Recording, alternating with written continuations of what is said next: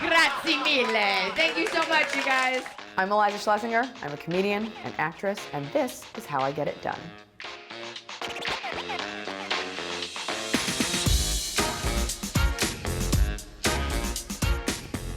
I don't know if there's anything typical about the day in the life of a comedian. Sometimes it's typical you have to get up at like 4 a.m. to catch a flight. Sometimes I get to sleep until 10. I try to allot enough time to work out, or at least pretend I worked out, cup of coffee, depuff the ancient snail face, and get it going. I travel for work often. If I'm touring, it could be every single week. Could be multiple flights within a week, depending on what part of the world I'm touring in. Taking in culture is a huge thing, so when I'm out of the country, I try to go to museums. I always try to eat the food in the place where you are so you have an understanding of cultural relevance and significance. When we're in the States, we try to always patronize non-chain restaurants and like local coffee shops, just because you want to say you went to a city and you really went. I always read celebrity interviews with like, what are your must-have, your travel essentials? And I've been waiting for this question because I always think answers are bullshit. Like, I bring velvet-lined slippers, I bring my Reiki healing jade roller, a cashmere scarf that I work out in. And I'm like, you don't do that. So here are the real utilitarian things that I bring. Wool socks for your cold tootsies on a plane, noise-canceling earbuds, reusable water bottle, black baseball hat to cover your roots, your dirty hair, your tired eyes. The fifth thing forever was my dog Blanche.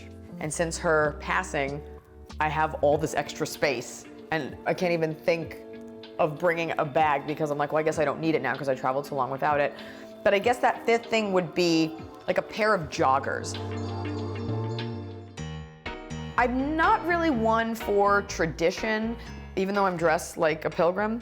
My pre-show routine, I do my own makeup. So I take about a half hour just to do that slowly. I listen to some music, usually EDM or like 90s R&B, or one of my Elder Millennial songs off my Elder Millennial playlist.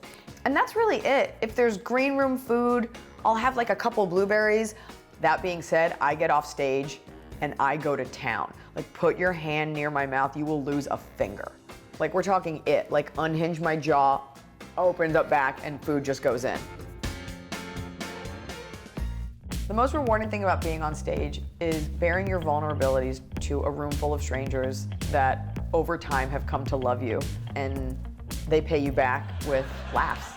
I think everybody knows I have these, and maybe you don't know, but like you should, but I have these fans that make these beautiful gifts, personal gifts. They take time to write me these really heartfelt letters, and I don't know what I did in this lifetime to deserve fans that are that effusive. They keep me grounded, they keep me motivated. I never want to let them down. I have goosebumps under this widow blouse that I'm wearing. That's a wrap on season 1! A sketch show is just another iteration of your creativity. It's just if my stand-up were visualized. Before you say it, yes, I would like to speak to the manager. Just kidding, because I am the manager. It was a real lesson in collaboration because stand-up is such a solo sport. So it's a lesson in trusting other artists to create with you. And I'm really grateful for that lesson. It's this fun mix of irreverence, social commentary, weird characters, and I'm very proud of it. Today, I took a break from shooting the Iliza Shlesinger Sketch Show to shoot the promo videos for my Netflix special, Unveiled. I was excited to get to share this chapter of my life of getting married and sort of unearthing a lot of the stuff surrounding that with people, because I think marriage and weddings are one of those things where there's so much hype around it, and I think women and men too could benefit just from like real talk, just for a moment of clarity and sanity. It's difficult to be cognizant of these things because sometimes it has to be all work. Sometimes your work is what affords your balance. If you don't make money, then you can't join that gym, then you can't take that vacation. So there's never an equilibrium. There's always gonna be ups and downs, and it took me about a decade to understand the rhythm of this unpredictable life. There is a lesson to be learned in giving yourself that break, whether it's making that cup of coffee or setting aside time to do the New York Times crossword puzzle, which I love doing. And the Sunday one can take hours and hours, but like I've definitely finished a New York Times crossword puzzle without using the internet. So I devolve and disintegrate as I come in the door. Like it's the de-evolution of man as I walk in, like things just fall off and then it's just me in sweatpants and no bra drinking a LaCroix. My husband is loving and supportive and we'll just talk.